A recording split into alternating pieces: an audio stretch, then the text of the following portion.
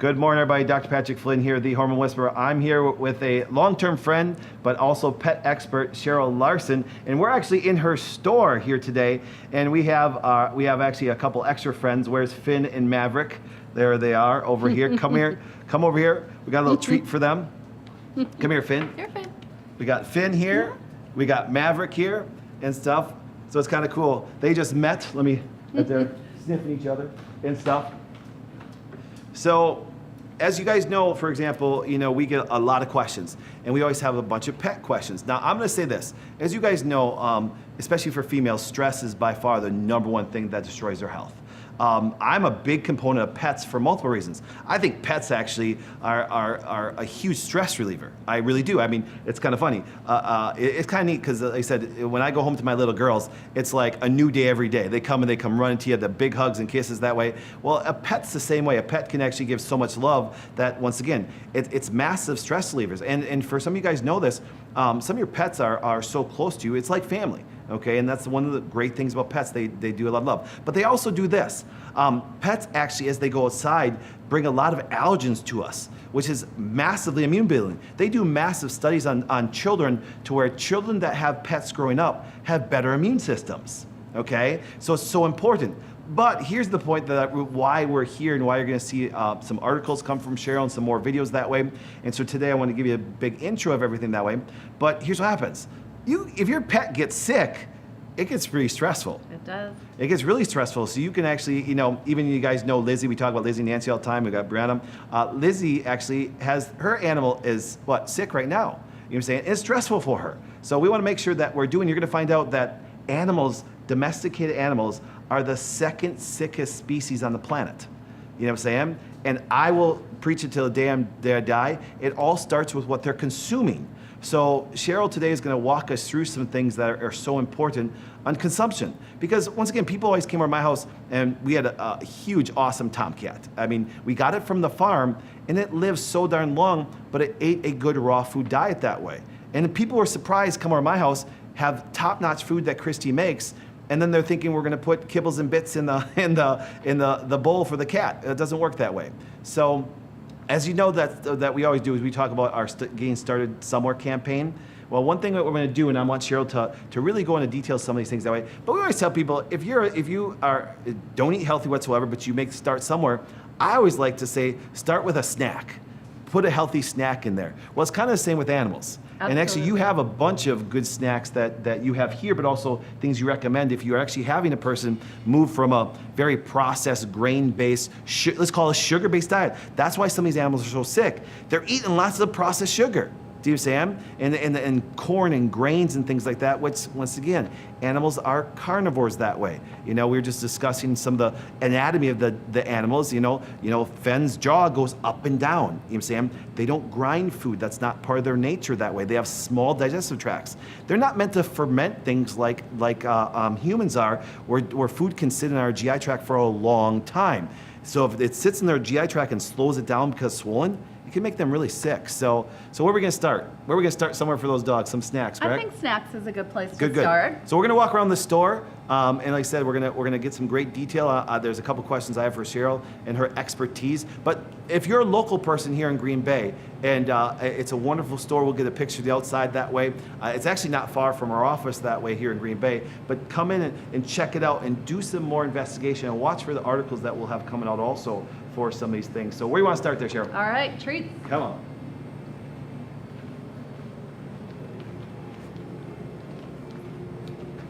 I really look for treats that are meat. One of the things I find is that recommendations out there will be if your dog's heavy, give them carrots. If your dog's not feeling well, give them pumpkin. Those are really high in carbohydrates and starch. So they're getting typically a good amount of carbohydrates in a kibble-based food, and then we give them treats that are sugary. If you buy a lot of the treats out on the market, they're going to actually have sugar in them in the form of glycerin or molasses or sneaky ways. Corn is listed in all kinds of ways on the treats. So we look for treats that are just what they say on the package. So if it's lamb liver, that's all that's in here. If it's 100% beef liver, there's no other ingredient list. I look for things that are unique.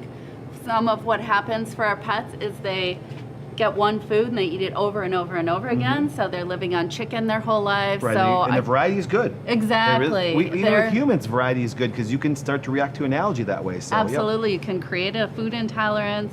You can cause inflammation.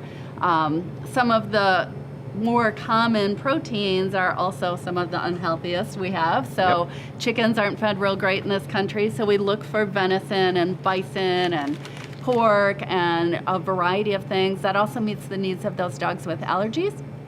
I often get people in who don't give their dogs treats anymore because they're allergic to everything. Everything, yep. So if we get them back on meat, we get them with a healthy, unique protein, they do much better. Yep. One of our most popular, the ones that Flynn and Maverick were eating, are duck breast. It's just freeze-dried duck breast. Wow. I tease Brian all the time because I made him try it to see how they were. They taste great. Wow. It's duck jerky, clean, and I simple. love it. I love the ingredient here. Ingredient, chicken liver. Right. That's it. No additives, no preservatives, everything in this way. It's same thing. Oh my goodness, just simple duck breasts and stuff like that. I mean, absolutely incredible. But it's kind of funny because if you look at a human consumption food that way, I mean, the least ingredients better. I mean, and these are fantastic. Right, you should understand what the ingredients are. Beautiful. It should be a simple list. In snacks and treats, dogs respond to treats quite well. Absolutely. I mean, the animals are jumping up when you just grabbed out of the bag. Right, it's the only way to pay them for good behavior. Yes. It's the only way to say, well done. Yes. And it makes their day, it makes our day, they're happy. We want to give them treats. Yes. So I think it's important for us and our mental health too, to be able to share that and have them enjoy it, but we want it to be really good for them. Yes. So that can make a significant difference. If you cut out the sugar, you cut out the carbohydrates, by all means cut out the milk bones and the cookies and cupcakes and cakes that they now make for dogs, and find them a piece of meat. They're going to be happier. They digest it better, and it makes all the difference in their day. And I got a good question for you, because obviously, you know, when I went to school for everything, it takes a long time. How many hours of research do you think that you did looking at different products to actually choose just for your store? This has been 20 years in the making. Exactly. So That's the I thing. had a really sick dog, ran around for 3 years, so I can tell you that stress, all the vets, all the shampoos, chronic staph infections and ear infections, and we just couldn't get him back to health. The only thing left was to feed him like nature intended. And within 6 months, I had a completely different dog. So then through those years of watching my pets, switching my cats, and really paying attention, I realize I'm not at the vet all the time. My dogs have a stronger immune system, so they just don't get all those common things that we've gotten a little too used to. The allergies in dogs, ear infections. People will come in and say, well, my breed always has ear infections. Right. Or Well, they blame this it- size dog always has They blame it on upset their genetics stomach. and things like that. Exactly, exactly. And it really isn't the dog, the breed, that Right. kind of thing. It's really what we're feeding them. Yep. So yeah, through those years, the reading and the research, you have to stay on top of it. Unfortunately, pet food is not regulated well. So there's a lot of behind the scenes information, which company owns what, and that kind of thing. So we know the quality of the ingredients, but I really look for antibiotic and hormone-free meats. I really want them to not be getting those extra vegetables and fruits and carbohydrates. So you do have to watch. You have to know the ethics behind the company that you're purchasing food from. Now, as you guys can hear, you can hear the freezers behind and stuff like that. The one thing that surprised people was my animals. They had frozen products. Because when you're dealing with animal products, it's no different than we have a refrigerator. It's really hilarious because I always have people come over to our house and go, wait, you're pulling something out of the freezer for the cat? I'm like, I just pulled meat out of our freezer for our children. What's the difference? Exactly. It's funny. It's like it's foreign to them. Right. It's like out of the fridge or a freezer for your animal. What about the bag in the corner where it's all moldy and musty? That's basically what they think is okay. Absolutely. So in a very short time, we have been convinced that kibble is the way to feed our pets. Yes. It's been around for less than 100 years. Yes. I tell people our current generation of pets are part of the great kibble experiment, and it's failing. Well, it's just not working for them. Sick. And it's kind of hard for our generation to go back and remember that they were hunting on the farm they had access to fresh food and they could make their own food choices. So actually, they're really smart. They won't go back and eat something that makes them sick unless there's nothing else. If there's nothing else in their food bowl, Yep. then they have to make that choice. But if we give them real food, Yep. when it's in our freezer, that means it's raw, so it's unprocessed. It has organ meat, which you really never get in a kibble, or you'd never get if you just pick up meat in a grocery store. And Right. liver is good for your heart. We were talking Yep. earlier about cat with kidney and liver issues. We want them to ingest those organs. That's the best way to have healthy organs in your carnivore. I've even tried to talk about it with humans. I've always said this. If you look at an animal, one of the first things in the animal when it kills another animal, it doesn't go for their muscle meat. Even humans itself, I mean, the true nutrition comes from organ meats. Well, an animal by nature doesn't run for the leg or the quarter of the thing. They go right for the guts. They'll go for the heart. They'll go for the intestinal tract that way. And so therefore it's like, that's why when you see a frozen section, you got to have those kind of organ meats that way. And that's why it's kind of funny, because when you say raw food to a person that doesn't understand pet food, they're thinking, well, I've just made them a raw salad. No, raw organ meats and things like that, that's why they need to be frozen and preserved properly that way, so they're not put all the chemicals in there to preserve them. Exactly, exactly. The other thing that people are usually surprised about is the amount of bone. Yes. When they eat an animal in the wild, they're eating that entire Yes. animal. So bone acts as a fiber. It acts as a source of calcium and minerals and phosphorus in the proper ratio. So a lot of the kidney and liver problems we see, those minerals are out of balance because they've been sprinkled on synthetic vitamins. Yep. Humans deciding how much your pet needs. This way nature is providing it in a proper balance. So bone is very significant. And then depending on the company and their philosophy, you might see some vegetable material. A cat would be exposed to a little bit when they eat a rabbit or a bird, pre-digested in the stomach of that animal. Primarily the same for dogs. Dogs are opportunistic omnivores, so they are a little more flexible in what they choose. They still don't need much in the way of vegetable material, but they will eat some if necessary. Yep. So we try to focus on some of that variety, but I really want that meat to be the primary source, lots of organ meat, lots of bone. And then we just kind of go through and talk about what the different companies have as their philosophy. So you might see raw goat's milk in there to soothe the digestive tract, help a pet that's sick. Again, we have unique proteins. Cats love venison, I Yes. assume just because it's a wild animal Yeah. and closer to what they would eat in nature. So we have some things that sometimes sound a little bit unique. We have lots of rabbit, wherever I can find rabbit. I bring that in for our pets. That would be their first choice in the wild. But each company will have a slightly different philosophy, and we talk individually then Yes. from there. So what's your pet already been eating? What's going on with their health? What have you noticed? Do we need a unique protein, or do we just need live, raw, healthy food? So it doesn't always mean it's expensive. We've done the math for people, and a good kibble out on the market is more expensive than raw Raw feeding. food. Yep. Yep. So that's really But the only something for thing- people to pay attention to. The one thing I found out with pet owners, the kibble is just easier to take care of and convenient more than the raw food. We do spend a fair amount of time talking people through the change Yep, and yep. how to do that. It seems easy to scoop kibble out of a bag. Right. Actually, though, once you open the bag, it's oxidizing, the Yep. fats are going rancid, it's Yep. not as fresh. If you pour your kibble into a container, now that rancid fat is on the sides of the container. Yep. The places where kibble is processed are terrible. They're dirty. They're not, like you say, mold, aflatoxins, all these things are on the kibble. So at least when you're handling raw food, you know it's fresh. Yep. You know you're taking it out of the freezer and you're defrosting it. Just like meat for us, 5 to 7 days in the refrigerator, it's fine. And you get your little routine. So you portion it out, put it in containers, refreeze some of it, or have it ready to go in the refrigerator. It's really pretty easy once people It's really easy. think about it and make the transition. Yeah. It's just thinking about it differently. So the food's coming out of the refrigerator now. I always tell people if an analogy I always use, I said it's like this. A lot of parents sometimes will just grab a box of cereal and pour into a bowl for their child, compared to making them a little bit more raw breakfast that way. And so I'm like, well, most people are going to make a little bit more raw breakfast and just dump frosted flakes in the bowl and say, here. kind of the same concept. Exactly.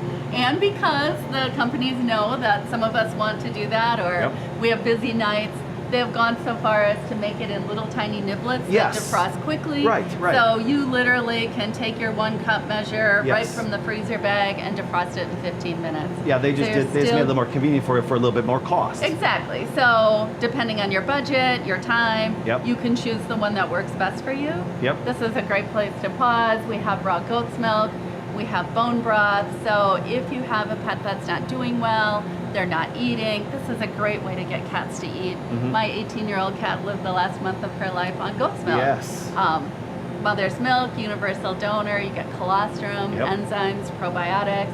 So we can have those options available for our pets. So there's a lot of, again, nutrition, food that we can use to heal them, to make changes in their lives. These make great treats. So when we're talking about frozen yogurt and sugary treats for cats and dogs, this is what we would substitute with. But again, convenience, there's hamburger patties, they're individually wrapped. So if I have people who tell me they're vegetarian, but they like their carnivore pets.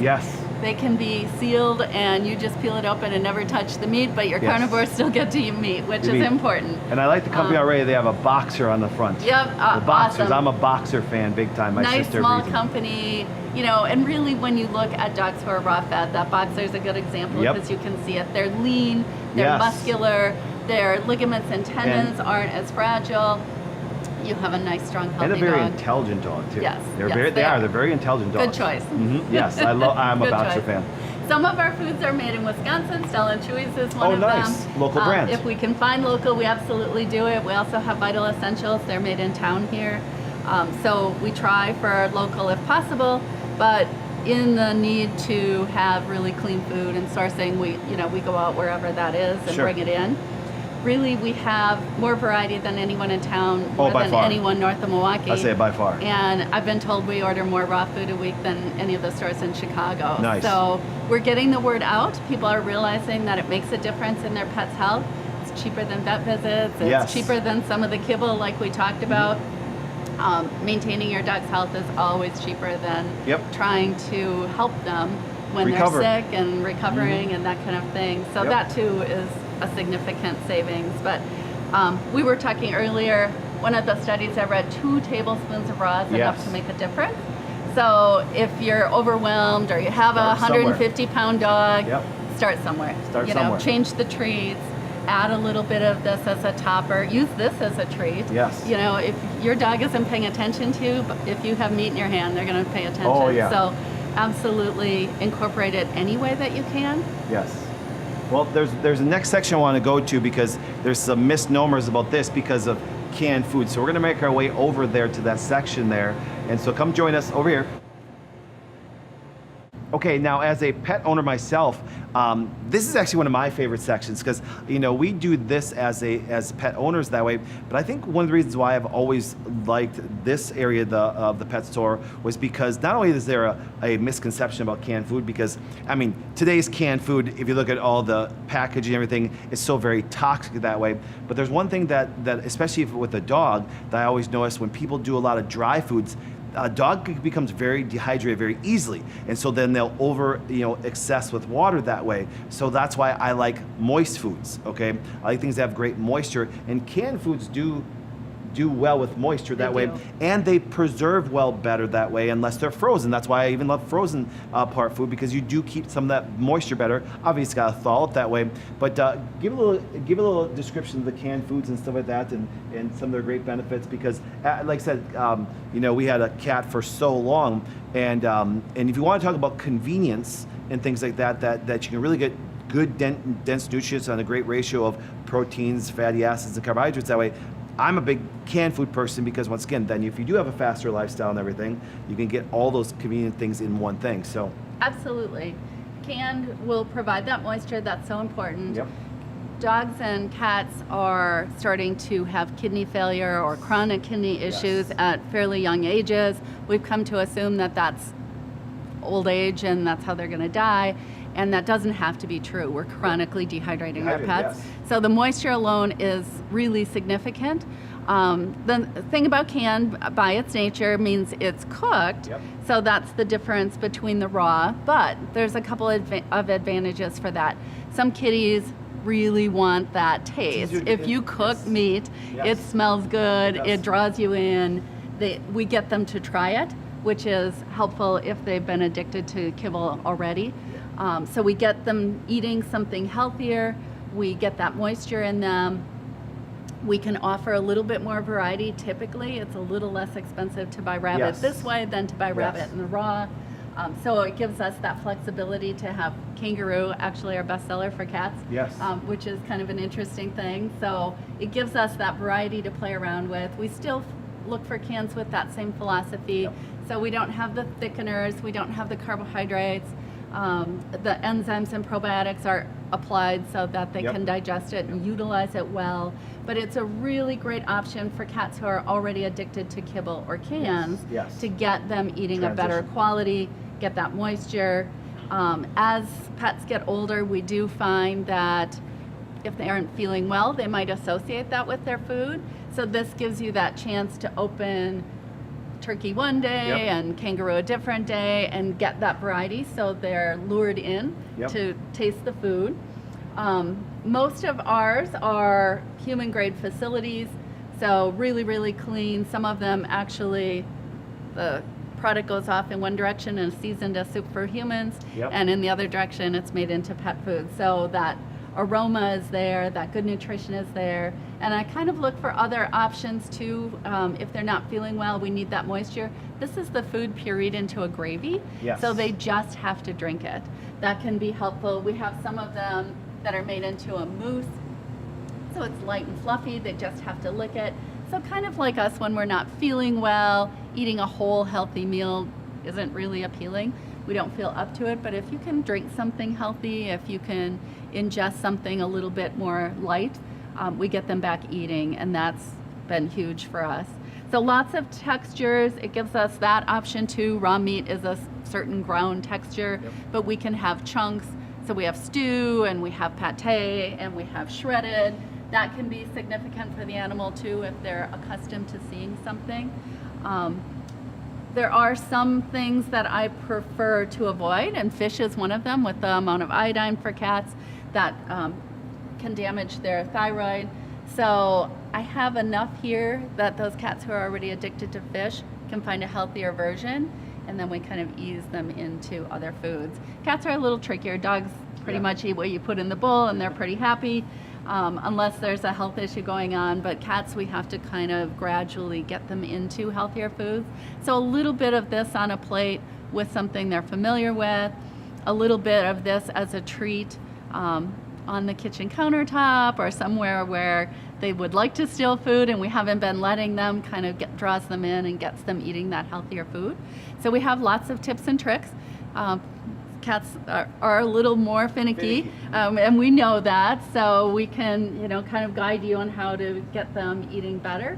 But the big thing is to have that variety, that moisture. Once they start feeling better, once they're hydrated again, then it's pretty easy. Then they'll eat anything. One thing I noticed too with pet owners is the reason why I think I started to really understand and like canned food a little bit, not only was the moisture, but what also happened as they get older, when you have a little cooked food, what it does, it's like I said, no one will disagree. For humans or animals, a raw has more nutrients, more enzymes, and things like that.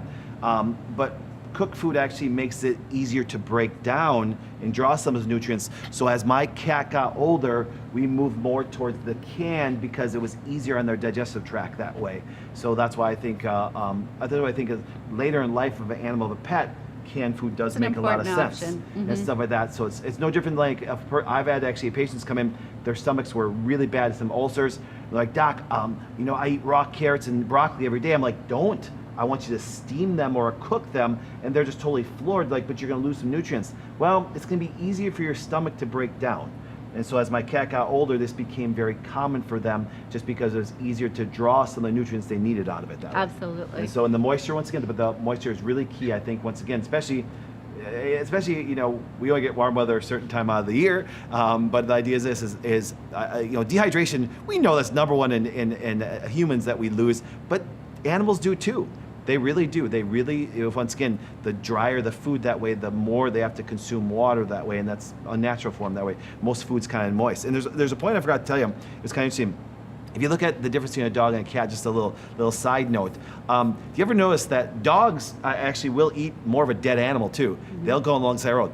Cats like more live things. Do you notice that? That's why you ever see a cat eat a dead animal, even though they eat animals, but they more like they're live animals. It has to be a fresh kill. Yes, it has to be a fresh kill with cats. See, it's very different between the two species that way. A dog, they see it, sometimes it's like there was a dead rabbit, they'll go and eat it. You know what I'm saying? A cat will attack a rabbit and do it that way, but they really, you don't see them going eating a dead rabbit. Right, So right. it's kind of it's a significant thing we have to keep in mind when Yes. we're transitioning them, because they will only eat a fresh kill. And they're such good hunters, Yes. their liver has not evolved to handle some of the toxins Yes. from other sources. And if they utilize their own body fat to cover a meal they might have missed, Yep. it really stresses their liver. So we have to get nutrition in a cat every 24 hours. Yes. Or that liver is going to be stressed. Yep. So there Yep, are yep. some key things we have to understand Yes, about just- organs and their function, Yep. and the fact that they aren't little humans. Nope. They each have their own differences, and that's a significant one for Yes, cats, the yes. fresh kill. Fresh kill. So, Cheryl, what would you like our audience stuff like that to know more? There's a couple of other things you want to point out there. What would you like to show them? Really, the big thing is that we have options. So, if you don't feel you're ready for raw, you don't feel your cat will eat something we've shown you, there are options. So we do have high quality kibble. Most of my customers probably do a blend because that's working for their budget, or their pet will eat it. So there's no one right answer for everybody. We find out what your pet's history is, what you've tried, what you thought worked, what you think didn't work, what might have triggered, what happens to be going on with your pet. So we take that all into consideration and look for something that will start to resolve those problems. So it might be cooling foods versus warming foods. It might be that moisture content. It might be a unique protein. But I think people get concerned that we're going to go right to raw rabbit and have it be the most expensive protein, and that's just not true. No. Good nutrition means you don't usually have to spend a lot of money on unique exotic things. It means good quality food. Yes. It's going to change things. So that's the most significant part. If you need quick and convenient, we can cover that. If your pet will only eat a certain thing, we'll make that work. So lots Excellent. of variety. Lots of variety, and that's a big key too that way. So once again, it's been a great experience here. As you can tell, Cheryl's love for not only her animals, but all animals that way, but just the uniqueness. The one thing about the Wellness Way has made so key was if I'm taking care of, there's 3 women standing right here. Even though, for example, that they're women, their still needs are very different. That still goes to your pets. You know what I'm saying? You can't treat every pet the same. You need to actually, if you're going to have a pet, take that time to do it right that way.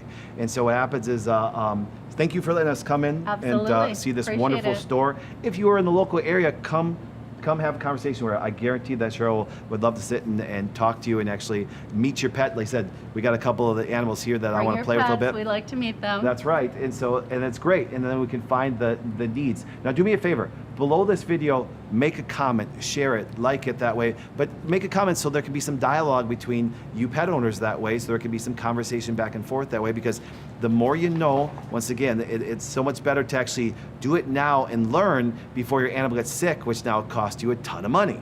I always said, ladies, gentlemen, take care of yourself, watch videos, do things, take the right steps, so you don't have to pay doctors a ton of money to do stuff that way. Same thing with the pets. There's so many things that you can watch and stuff. So thank you once again for having us come in your wonderful store. Appreciate it. Once again, comment and share. And let us know if you want to see more of these videos like this, because we will always provide the best information on the planet too, because that's what the Wellness Way does. So you guys, Dr. Patrick Flynn, Cheryl Larson here at this wonderful store here in Green Bay, Wisconsin. We appreciate you guys always watching.